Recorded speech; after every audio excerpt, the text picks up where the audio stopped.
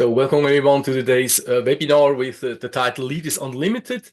As you might have seen in the invitation, Mindtrain did a survey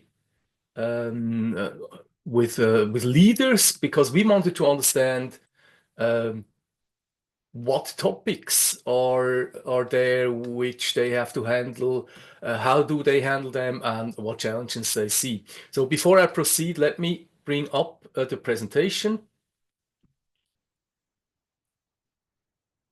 Here we go. I hope you see, everyone sees it. And quickly before I start, here we go. Who am I? My name is 𝗿𝗏𝗱𝗲𝗍𝗍. I have over 25 years experience as leader in global corporates. After I left the financial industry, I became a business mentor with a focus on leadership and culture development. So with my firm Mindtrain, I accompany leaders who want to do the next step in this, let's say, changing work environment we face today. So what can we expect today? I quickly tell you why we did the survey, what is the background, what is the situation. Then we have a look at the results of the survey. And last but not least, I will show you on how we address with Mindtrain this topic we found out. And if there is a time at the end, we have a Q&A session. So let's start with this chart here. I came across this overview, I think it was 2017, 2018. It was definitely before the pandemic. And what it basically says is the following. We have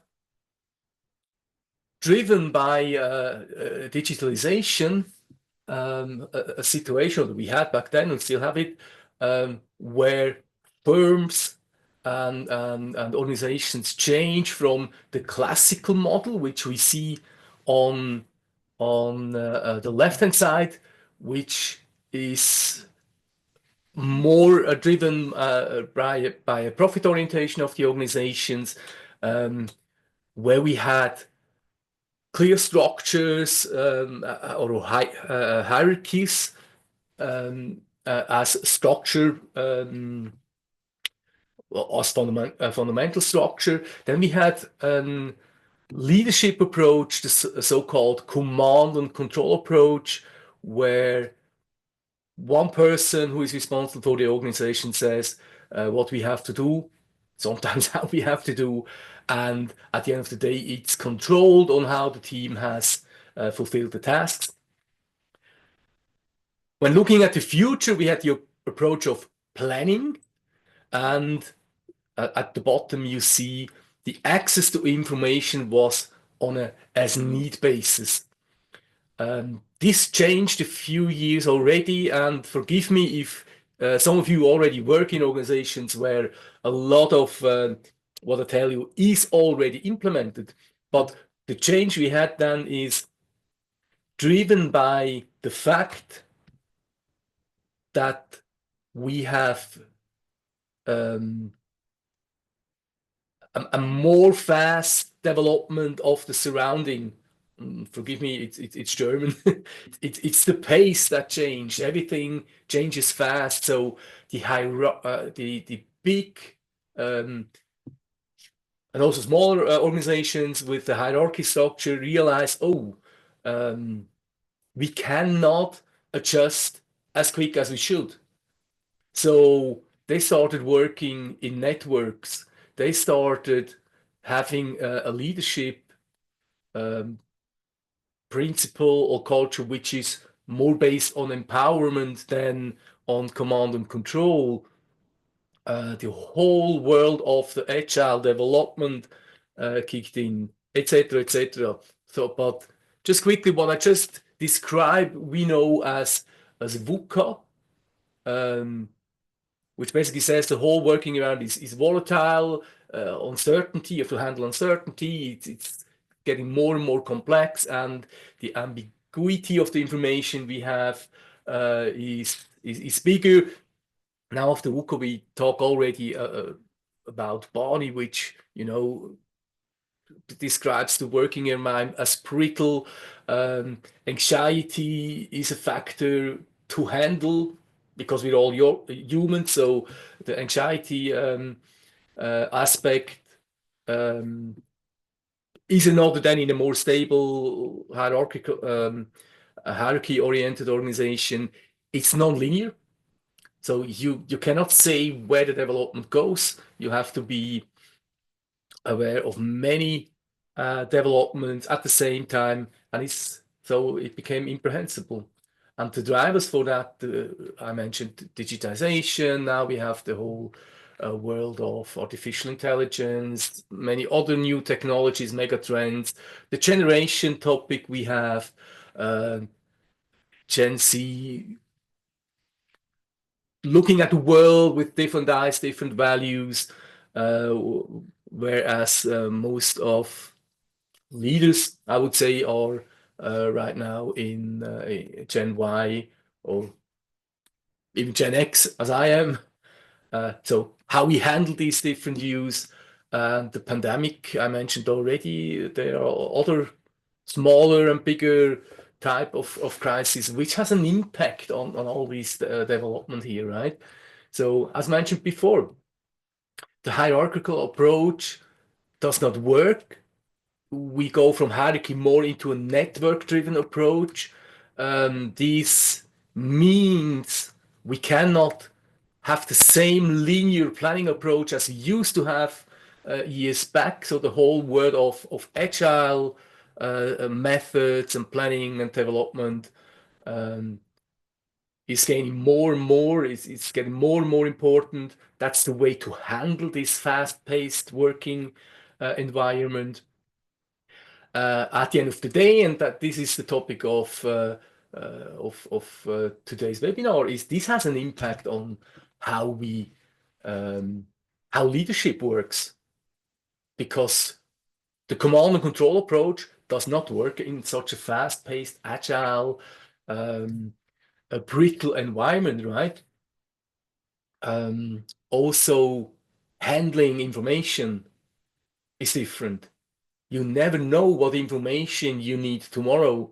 So in our ideal world, you have access to any information available within the organization, but even outside, right?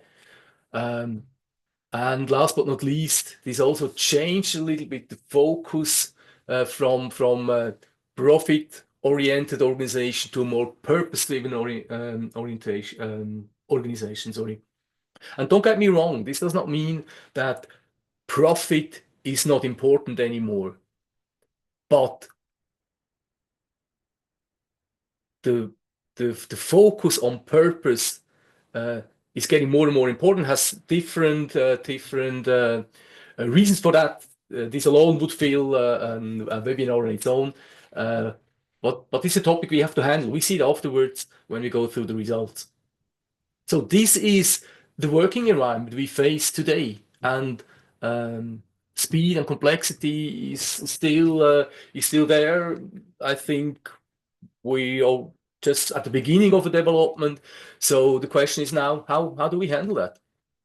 And the idea of for what I do today is based on this overview I saw. I think it was 2018. It's based on a survey done by University of St. Gallen in 2017. And again, this is a time where the whole topic was driven by digitalization only. So no pandemic yet, no other topics like AI yet. So this is based on that one. And now we have some other factors as well, which kind of increase increase the speed and change in demands in leadership. So back then in 2017, the question was, how do we experience as a leader the whole working environment? And if you want the link to the survey, drop me a note. I can send it to you. The results is quite interesting. 49% plus minus, which is half of the leaders said, I'm fine with it.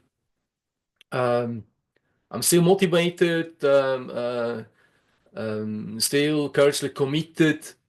I can handle the change and the changes in the environment quite good. Everything's okay. And let's be honest, a lot of I say that the characteristics of a good leader we expect from a leader today were already relevant back then. So I think these leaders, they feel fit to handle this fast-paced environment. So far, so good. So if you belong to this 50%, congratulations. Then you look maybe with other eyes on the results as when you belong to the other 50%, where we have the ones who say, okay, I'm still engaged, but I have some doubt. What does this mean for me now, this new working? Am I equipped for this? Another 50% were a little bit frustrated, have maybe the same questions, but don't feel that engaged anymore, or a bit frustrated, but still say, I want to handle this. I want to get into it. I want to learn how to handle that situation and to be a leader in that situation. And then with 7%, I would not say they gave up, but who have maybe self-doubts on the questions, is this right for me? Am I the right person to still be in that kind of leader position in such a fast-paced environment? So plus minus 50% of leaders had self-doubts back then. So I asked myself, what do these leaders need? And maybe some also of the 49% who have the mindset saying it's a fast-paced world, continuous and lifelong learning is something I buy into as well. So for these is this approach of existential leadership, I think, quite relevant. Small remark, the University of St. Gallen has also a leadership approach. They say this is done for, or is the answer to the situation. They call it transformational leadership. Existential leadership has a lot of elements of transformational leadership, but goes one step further. You will see when I talk about the different areas of the survey. So this is the situation I faced back then. So I asked myself, what can Mantrain offer here? And that's why I did the survey, because I wanted to understand on how people perceive this situation, how they handle it, and what challenges they see. The survey has 5 sub-areas, which are based on the elements of existential leadership. So one area is the question of self-knowledge is maybe English not so the right term. It's self-confident. How do I perceive myself in that situation? How can I be authentic as a leader? Because this plays in a situation where command and control kind of disappears, dissolves, the own personality, the own authenticity is more and more important. So that's why this is an area by itself.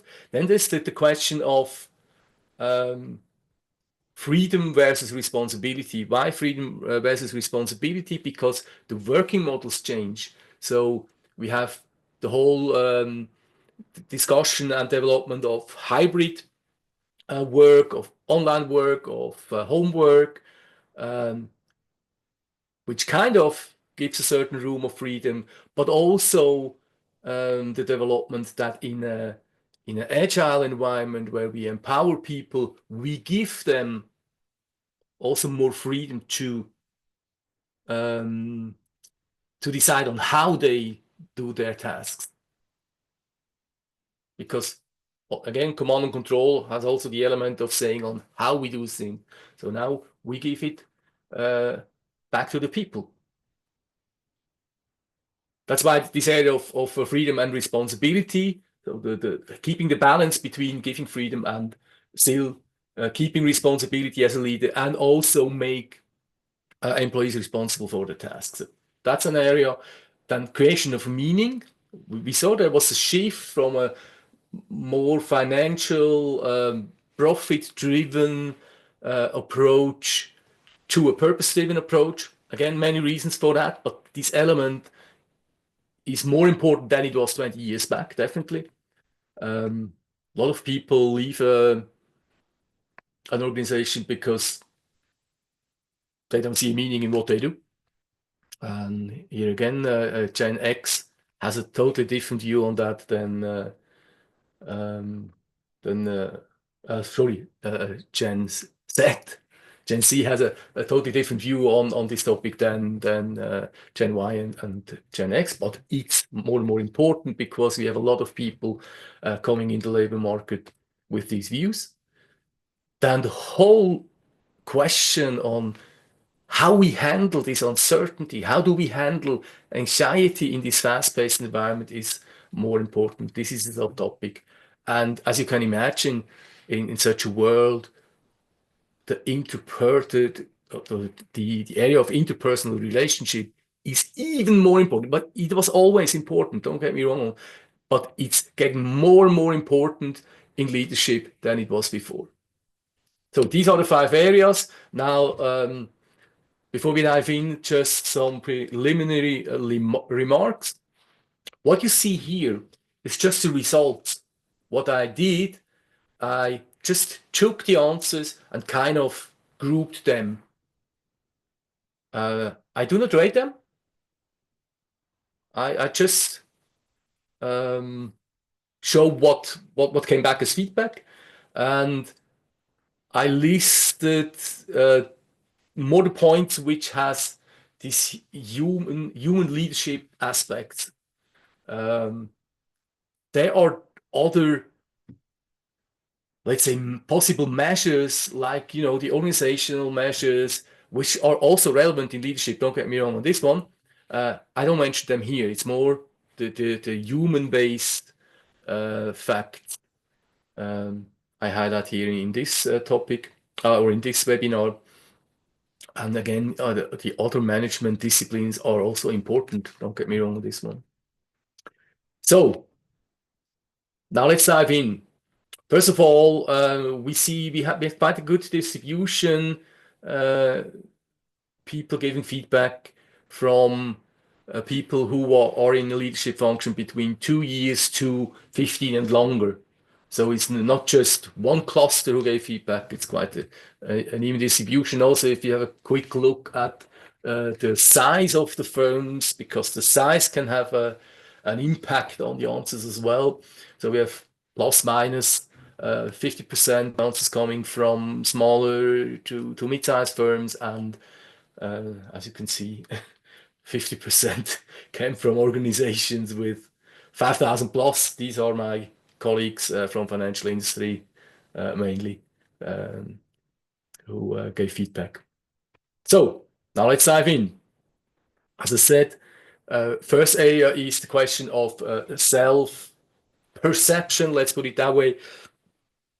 Being authentic, and the question was, how do you plan to reflect on or deepen the own self-perception as a leader and act authentic in my leadership role?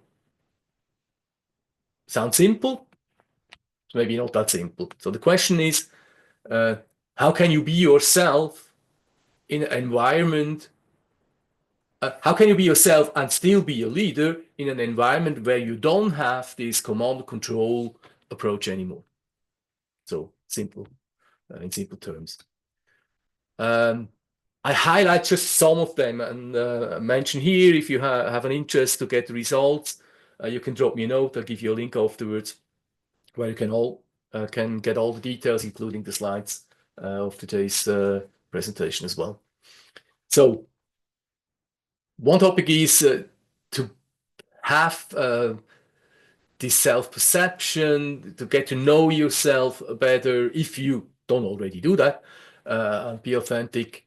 I just mentioned some points, kind of mention all from timing perspective, is based on, you know, the realization that even myself as a leader need to constantly work on myself. So this constant self-improvement is the basis in this area. And beside many other things like, you know, self-reflection, meditation, sorry for that one, is a journaling. Do daily notes, observe yourself, write it down. Highly can recommend that one. Do that myself as well. Then of course, look into mirror by getting feedback from others in conversations with others, be it getting feedback from the staff bottom up or from peers, or even from my own bosses, leaders, and accept what you see. So the handling of the feedback, it's quite important. Sometimes you have to be able to handle what you get as feedback. Some said, okay, I realized that in this situation we're in since a few years, I also work on my personal development, be it, you know, in a coaching program, in a mentoring program, internal, external. And I think this is quite important. I'm happy that this feedback came in. Identify my own leadership vision. Then I know what my vision is, and then I can be or perceived as authentic if I know that, besides others. And the whole question of culture, we see that in the other areas as well, is getting more. It always was important, but it's really getting now a leadership discipline which you consciously handle as a leader. So the whole leadership culture the environment has is also relevant for me. We come back to that. And this culture of psychological safety, psychological trust, we see that also in other areas, is getting more and more important. And this is a meaning as a leader to create such an environment. Now, what is the challenge? There are some challenges here as well, and quite interesting answers sometimes. As I said before, you have to be able to handle the feedback, because this puts you also on spot, and also it kind of triggers your own vulnerability, right? Not all of leaders, and I shall say that I was the same. How do I handle that when someone says, I think it's not so cool on how you act as a leader. And then there is this trigger, and I'm vulnerable on that area. How to handle that? This is a challenge. Some said, in this fast-paced environment, be authentic, even though knowing that who I am, it's sometimes challenging to remain calm and stoic in this constant change.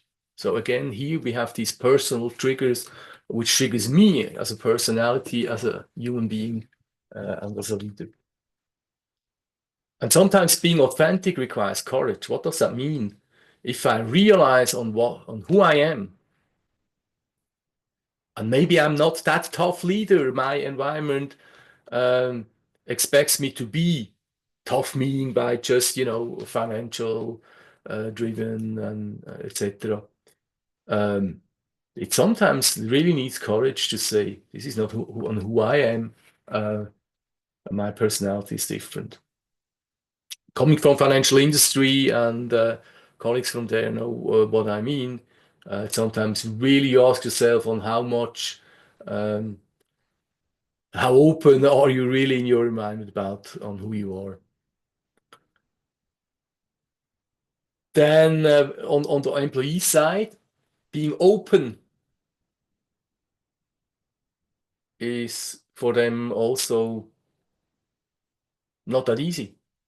Now I have this person who I got to know in a command and control environment. Why shall I be open to him now? I don't trust him. So this is one aspect. This needs time to this element of trust. And realizing that the question is, how do I do that? I never learned in my leadership education to create an environment of trust, so this can be a challenge. And last but not least, there is sometimes just not the time. Some of the answers were because I'm under constant pressure. Either there is no time or I don't take it because I think other things are more important.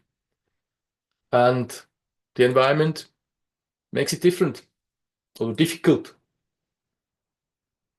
because of expectations, etc. So here again, the culture is quite relevant. Now to the next topic, which is handling freedom versus responsibility. This is a tension between of the two. I explained before why this element of freedom is that important. And again, it does not mean we're free to do whatever we want. It's a certain amount of freedom in fulfilling the tasks we have to do. This still remains. We still, as an organization, as a team, have targets, have tasks, and we have to fulfill them, right? But the command and control aspect is not there anymore. So how do leaders say, I give the employees this certain amount of freedom while still taking responsibility? And this is clear. This has not changed to how it was before. Setting clear goals and assign tasks is the basis for everything. If people don't know what they do, how can they take the freedom to bring in their creativity, to bring in their knowledge if they don't know what to do? So this remains. This is no change to how it was before. But now the question, or what changes? Leaders create now an environment where people can develop their potential. I know we always were talking about we are developing the potential of people. Have we really done that? Now we can do it. So this is a positive aspect, right? On the employee side, employees are maybe not yet used to a situation where we as leaders tell them, hey, you have now a certain amount of freedom. Bring in whatever you have, bring in your personality, your know-how. Let's be open on that. So really empowering, encouraging is one of the key elements. And now really the time is there to really do that. And we will involve them. Giving freedom is one thing, but we involve them in decisions, in maybe elaborating, I don't know, topics, projects.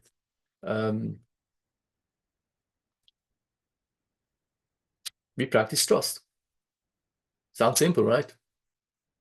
We come back to the challenges afterwards. How do we practice trust?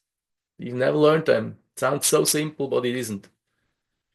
And this one, I really was happy to hearing that. It was one single person who said, in this environment where employees get the freedom, I don't just put the whole of pressure on them by saying, this is now the task, you have the freedom, go. So I dose the pressure, maybe step by step. This is also an important step in giving them the space to develop their potential. Right? Pressure dosing. I really like that one. And here again, we establish a culture of learning instead of a culture where we bashed on people when they made mistakes. It's a big change and a big opportunity we have. That's why culture development is so important. And quickly to the last one here, one said, I have that everything under control because I have the best employees I can imagine. Which brings me to the point that creating this culture, bringing in people who really want to develop their potential starts with recruiting. It was always important. It gets even more important today. Pick the right people, put them on the right place. I know we had in certain firms this, this mindset of saying if it does not fit, we just place them out. So outplacement was the word. I'm talking about best placement, and this is not just when we let go people. I think this is also a leadership discipline. Always ask yourself, where is this person with his potential, with his skills, best placed? So really important. What is the challenge by giving freedom? Yeah, it asks for a different leadership style, which means more personal commitment, more time commitment. So maybe have an issue here by doing my functional task versus my leadership task because it's more time consuming. And yes, this changes the role as a leader dramatically. But it's also, an opportunity to say leaders are there to really lead and do more the strategic visionary task, whereas the people do the operational task. So this is a change also in the leadership roles we face going on. And here again, this topic of trust. How can I give freedom to people as a leader when I had some bad experience in the past? So this is the question on how can I buy into this commodity. So it has also to do with working on yourself. Then the question of balancing now, I give them now the freedom, maybe I go more into a coaching approach versus the command and control approach where I was back then, I was the coach saying this is what we have to do and this is how you have to do. And how do I balance that? There is a certain balance there. So let's just to, be too human, too friendly. This is a challenge a lot of people in the survey mentioned. And then there's another topic. If you give freedom, you have to be able to accept different approaches because people do things differently. So go away, bring the focus away from how they do it, more to do they reach the target. Sounds simple, is maybe sometimes not that simple, especially when I as a leader has also some passion in the functional topics we have. So this is a challenge. Then this is quite interesting. Some said, if you give the employees the space, the freedom, there's the danger of the exploitation of the situation. They abuse the trust. Or the mindset saying, the employees don't want to be responsible. Just one comment on that. These are statements by leaders saying, I don't trust my employees. So the solution here is, what can we do that you as leader trust your employees? Again, we don't talk about on how we do it, but it's an interesting statement. Leaders say, I don't trust my employees. So there is something fundamentally wrong, right? But then when we look at the dimension of the enterprise, it's a culture question again. How much time do I get for this kind of leadership in everyday business? So if my boss expects from me only fulfill the task, increase the amount of output and hence the profit, and there's no understanding that you need now more time to lead, to act as a coach, whatever, then you as a leader have an issue. And yes, it's an effort to change. It's a cultural change what we face here, and this needs an effort. So it's the question of the effort to change it, and also the question on how do I do that as a leader? So these are the challenges here. So now we come to the topic of creating meaning. This was an interesting one. I mean, it does not mean, that we go away from the path of the result-driven approach. We still have to bring the results, no question about this. But as the demand for purpose and meaning getting bigger and bigger, because if we don't have that, we have people leaving the organization, we have to re-recruit them, we have costs, we have efficiency losses. So I think it's less effort and more sustainable to address that topic instead of ignoring it. So it's a challenge. So what do you say? How do I do that? You say it's simple at the front. Let's be open to the people and show them the big picture of the firm, the organization. What are the goals? Why do we do that? So they can identify themselves and say, okay, this is what I can buy in or no. Sounds simple, but just looking at my past, how many organizations, departments I worked where these goals were not 100% clear and transparent. And then have a discussion so that you get a shared understanding of the goals and approaches. Again, yes, it needs time, but it's really worthwhile and allows you to buy in the employees. So this is one thing we do. Then we engage the employees. We talked about it before.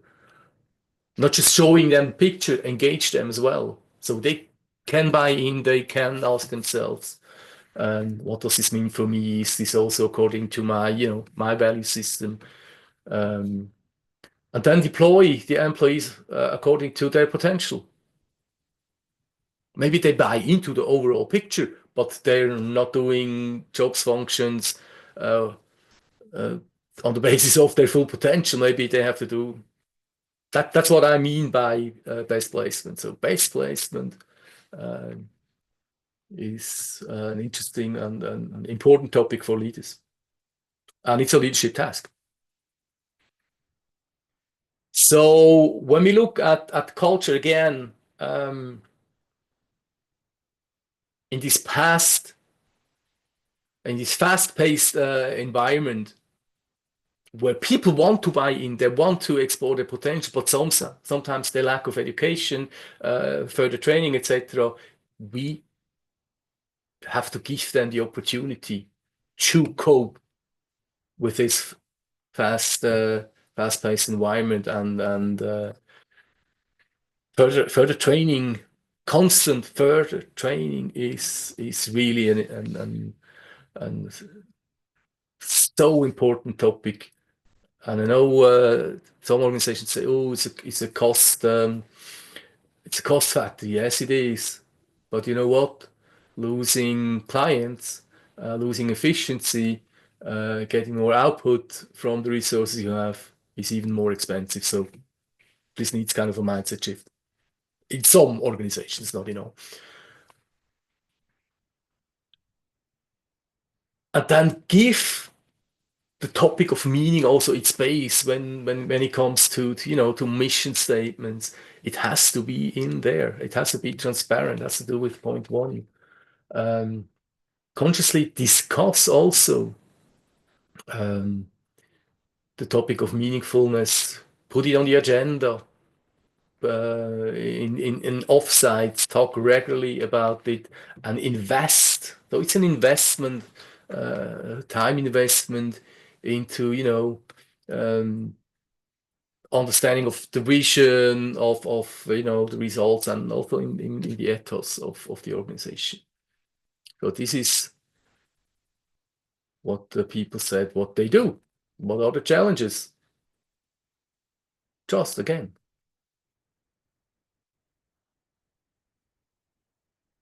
All of a sudden, the firm, me as a leader, come and talk about purpose.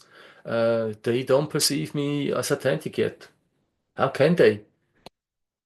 As back a few weeks and months, I still was kind of, the command and control leader. Now I say we change it. So it needs time to build up that trust. That's what I meant before. How do we build up an environment of trust?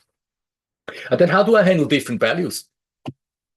I mean, it's a piece of art to kind of align the values and what is meaningful for the organization, for the firm, with the value and the meaning and the purpose of individuals, right? It starts with me as a leader, and it goes and it proceeds into the team. So this is a challenge leaders face. How do we do that? And there's the topic of this idealism versus reality. The head knows what I want to do, but either we don't have the time or don't trust yet to really implement that, and then some things we do is perceived as hygiene measures, which are not that authentic. Interesting statement who came back here.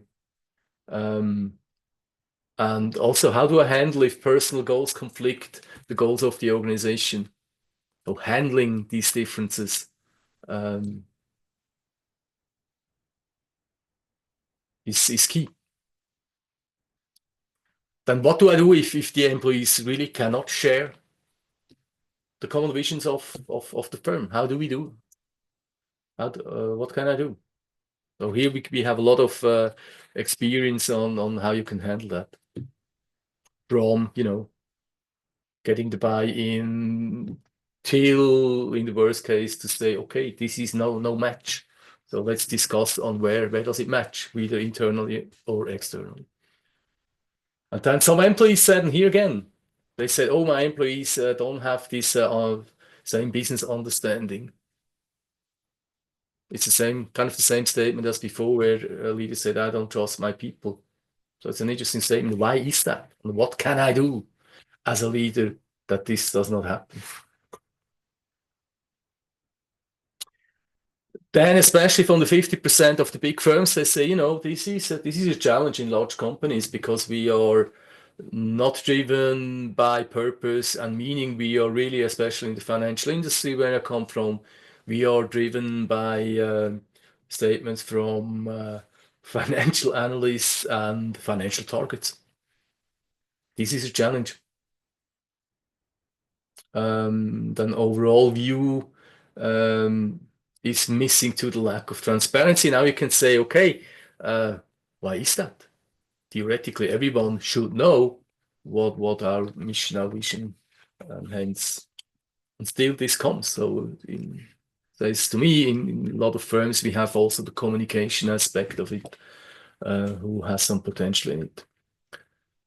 Accepting uncertainty, I speed up a little bit now, because this is one of the main topics, right? In this fast-paced environment where uncertainty is a daily body.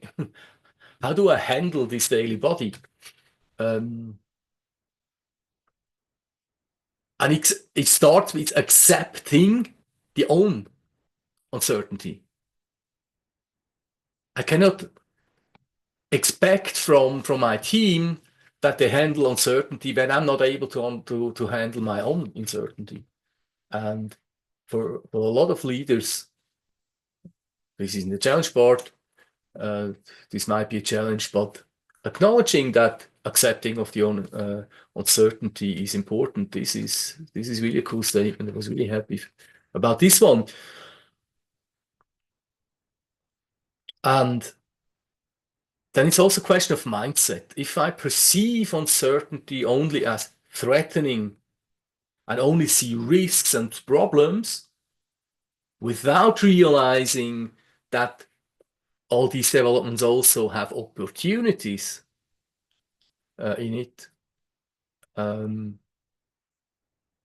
realizing that there are opportunities makes it, or changes the approach on looking at uncertainty. So this is a really cool statement.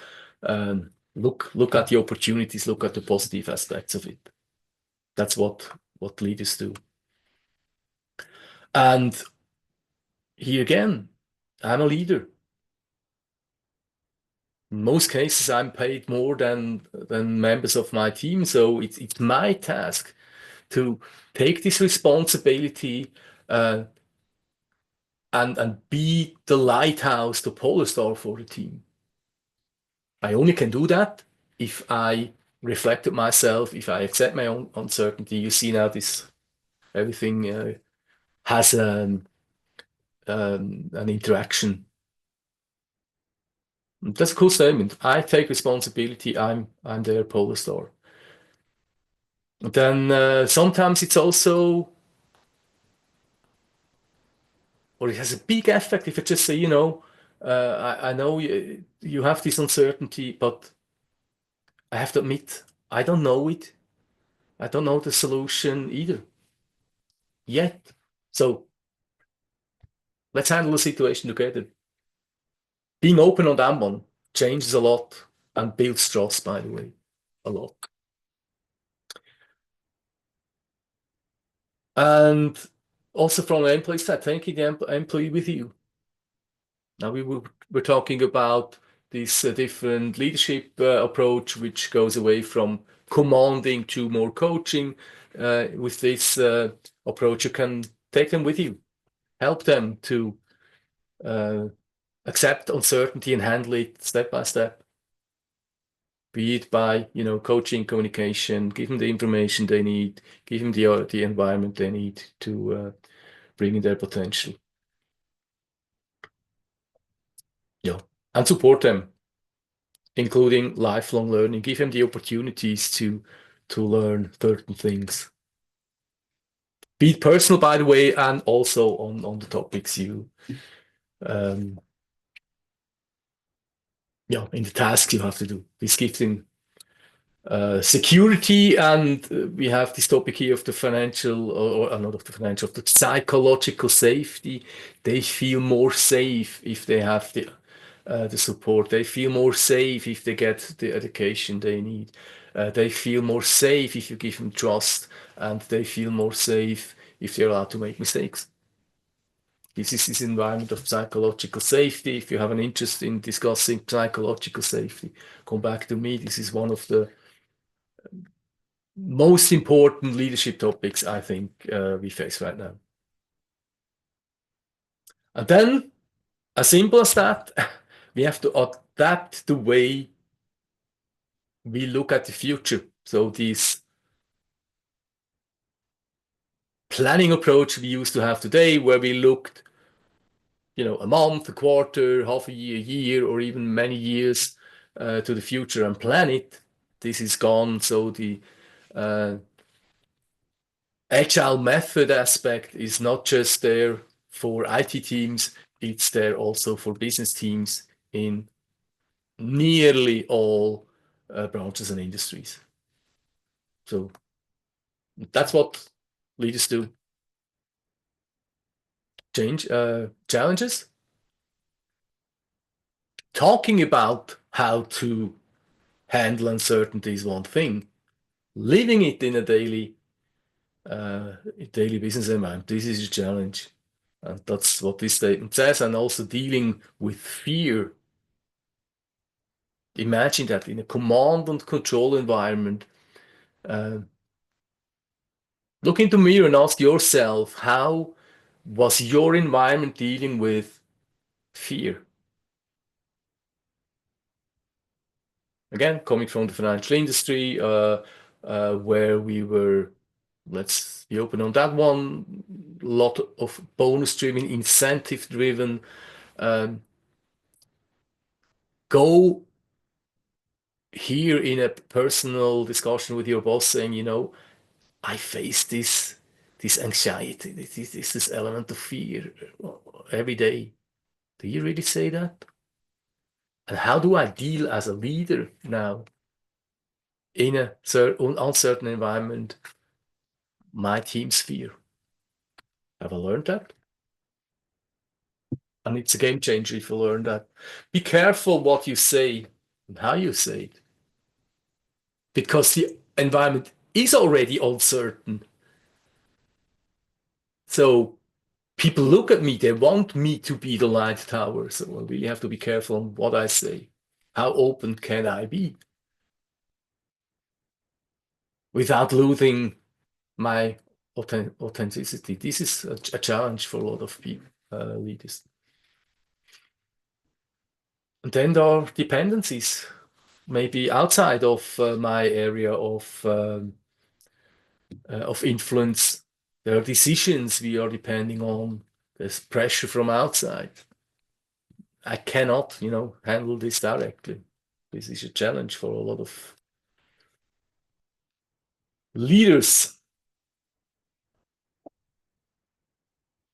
And also on the employee side, I mentioned the discussion, how do you handle insecurity, anxiety, and fear?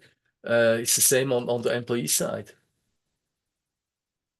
They're insecure about talking about, fear.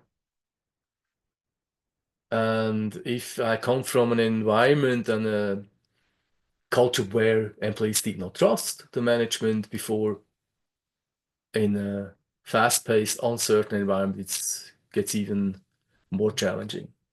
And this is a challenge, how to handle that and how to change it.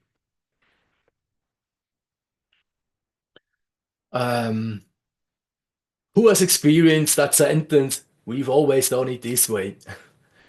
Why do I mention that here? Because accepting uncertainty is a topic. We always have done it this way means this is my comfort zone. We have always done it this way. This gives me the comfort. This gives me the feeling of security. And now we have to handle that situation because the environment is changing anyways. And it's my leader's task to handle such mindsets. And also, I mentioned before in the topic of psychological safety, how we handle mistakes, errors is really important now. So we have to go away from a culture where we punish people doing mistakes. We have to do that differently now. So I speed up a bit. Interpersonal relationship was always important. Don't get me wrong, good leaders were always good in networking, we're always good in having these good interpersonal relationships. What changes is it's even more important now from an employee's point of view. So what they say, okay, we have these open dialogues, these constant exchange with the team. We kind of institutionalize that.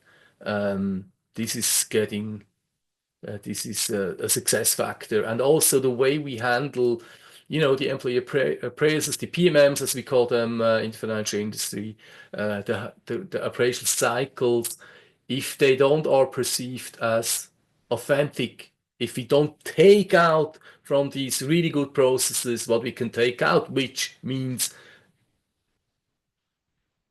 we use them to really develop the employees and the relationships, etc. The question how we give feedback, also the negative feedbacks, without offending the person. This is getting more and more important, and people are doing that. Really, the leaders are doing that. There's good feedback coming back. Then also involve the team in decisions, make them feel important, not more important than they should be, but make them part of it, strengthens the relationship, and hence be in exchange, in a regular exchange, not just with part of the team, but with all the people you are responsible for, and level it out. Again, this has not changed to it was before. And create spaces for that change. Maybe change the spaces a little bit. So the classical topic is change environment for certain interactions. Why always do the one-to-ones in a small box where nobody can listen? Go for a walk, or I don't know, something like this. Be creative on that one. And handling conflicts, proactive. Really like that. I'm also a mediator and have some trainings on conflict management, especially also for leaders. This is really important. The way you handle conflicts builds trust, because it's not a question, or it's not bad having conflicts. It's a question on how you handle them. Really good point. Then the classical ones, social events, are still important, creating open doors. Yeah, challenge, we come to the challenges. How do we do that in a hybrid environment? But this is still there, and the leveling out of hybrid and physical presence also has an impact on the interpersonal relationship, and also has some challenges. How can I build up as a leader my relationship to my employees in a hybrid environment? So what other challenges we have is the reading and dealing with personal sensitivities. I've never learned that. And if I asked personnel to be open, and they have to handle it, right? All the challenges, leveling out, the human dynamics. Some said, and this is quite remarkable, people are hard to change. Yeah, of course, because you as a leader cannot change a person. You can. This is the challenge, to go away from the mindset I have to change that person in order he brings the values to the organization. No, it's not. I have to change them. I have to inspire them. And this is something we learn in the existential leadership approach. How do I handle switched off people? Everything I've done, because this is a trigger for a lot of employees, of leaders, sorry. How do we handle that? And there are ways to handle it without, getting damaged. Here also the topic of best placement. We learned that as well in existential leadership programs. And the last one here comes from big organization. I fully understand that this is really a challenge. I want to build up interpersonal relationship, certain stability, but my organization is in a 6-month turn maybe, or even faster sometimes, constantly changing. This is really a challenge. Then the leveling, being body versus being the boss. This is for a lot of leaders a topic, because they're really empathic persons, but also feel the pressure of the organization. How do we handle that? And here as well, I don't have the time. My environment has a lack of acceptance for such a leadership approach. Hence, we lack the budget for that form of leadership. This is really a topic. And last but not least, I said before, balancing between soft and technical topics.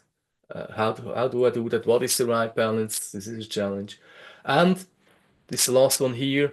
As I worked also in international environments, be aware that different locations have different cultures. Just an example. People in the financial industry in Zurich have a slightly different culture and mindset as the same person talking also German sitting in Frankfurt. And now even guess how it is, the difference between Switzerland and the UK and APAC, etc. So this is also something to consider when we talk about interpersonal relationship in a global firm. So here are some questions or some statements coming back to the question, what would you expect now in a future leadership mentoring and training session? Have a quick look at them. But it includes some of the topics we saw in the challenges. Has to do on dealing on uncertainty, the whole aspect of the own personal development as a leader, and goes into leadership questions in the new working world, like how do I do that in a hybrid environment with social media and I don't know, AI getting more and more important.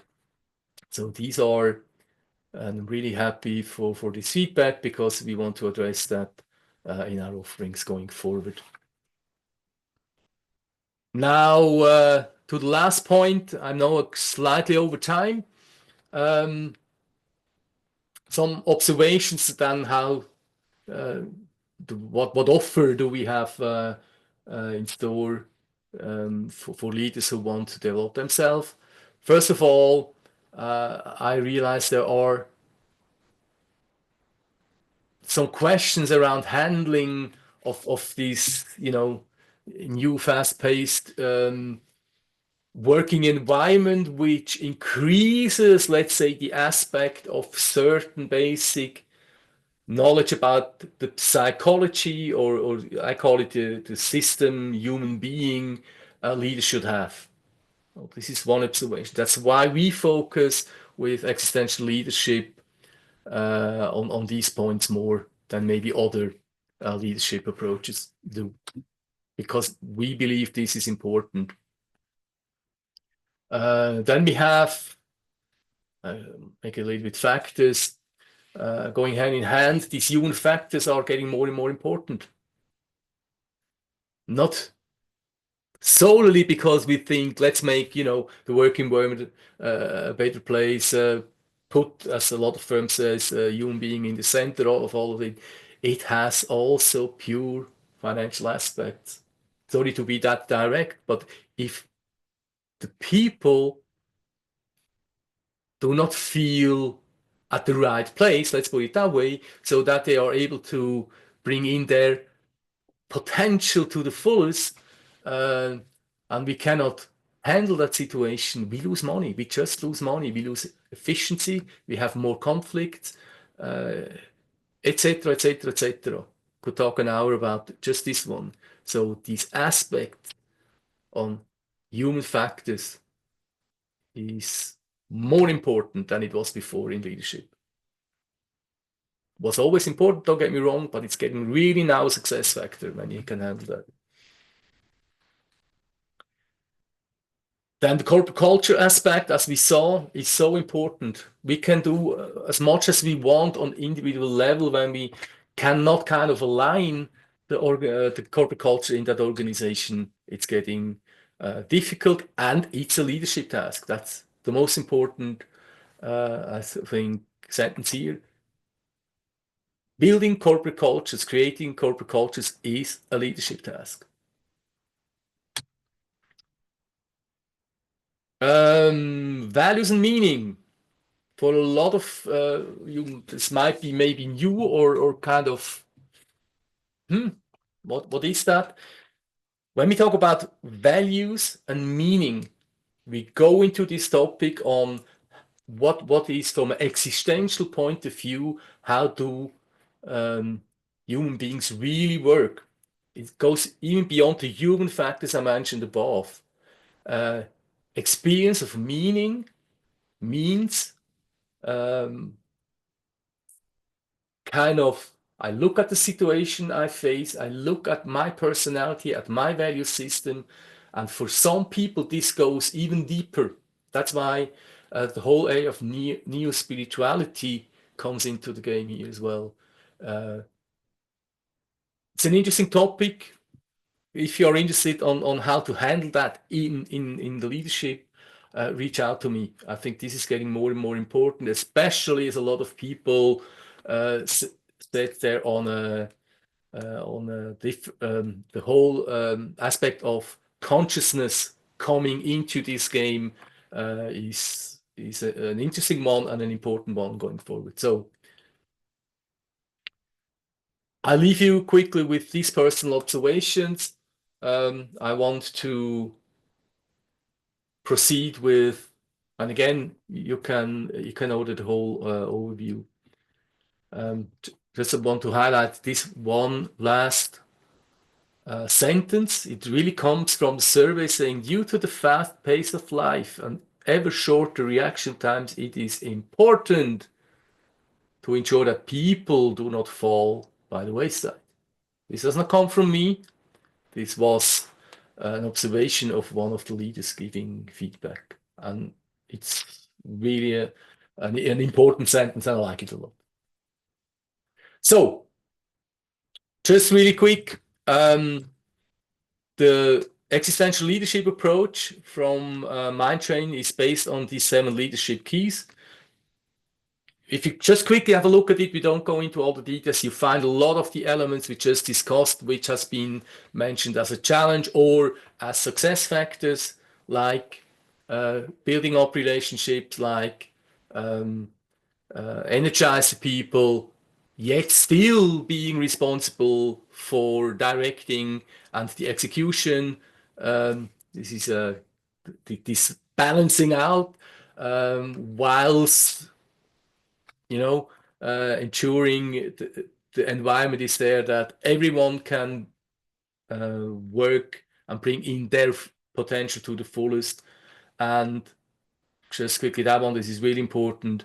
And also, me as a leader, I'm at the front when it comes to change. The way I handle change and how I mirror on my reaction to the people makes it really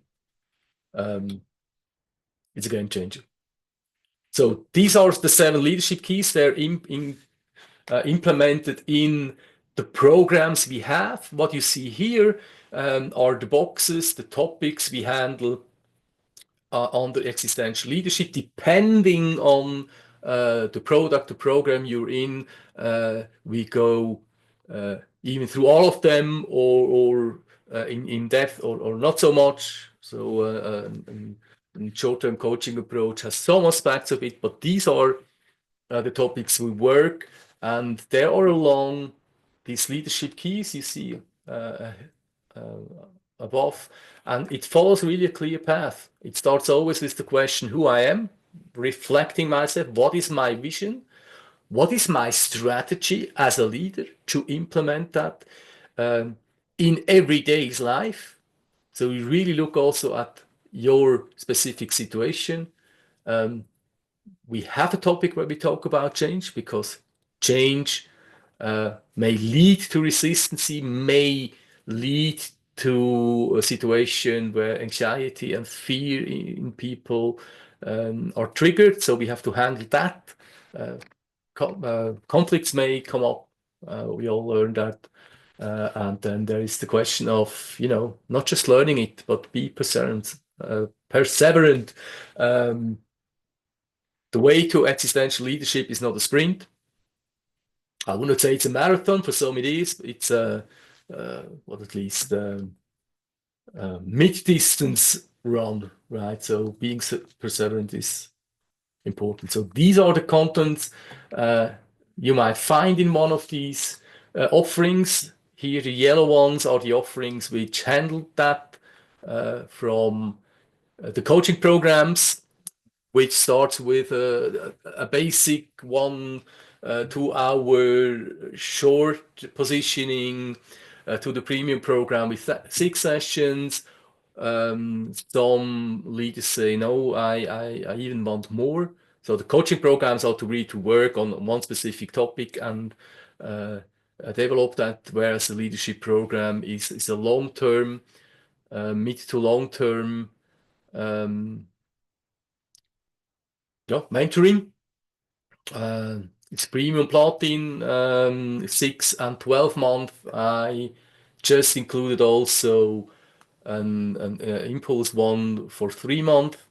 But long term, you can go deeper, and also for that, for whole teams, leadership teams, leaderboards, etc. And in preparation is with all these containers, we just saw a masterclass, a leadership masterclass as a training program.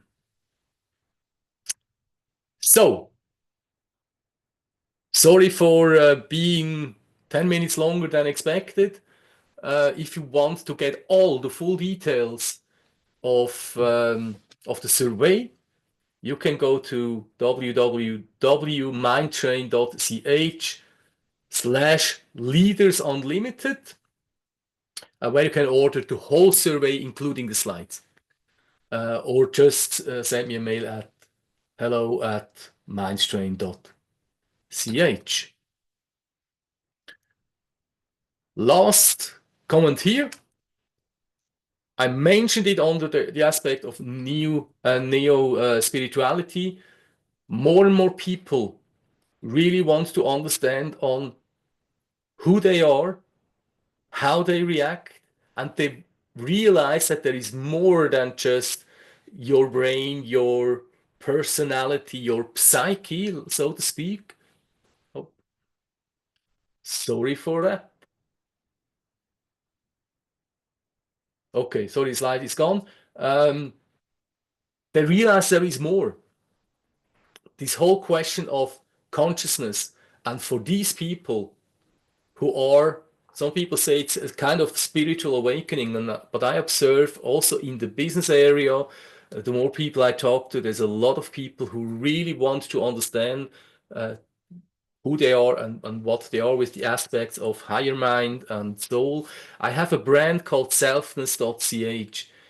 If you want to go deeper there, which goes beyond the leadership path even, you can go have a look at selfness.ch. We handle this topic there as well. So, having said that, again, sorry for being 10 minutes longer than expected.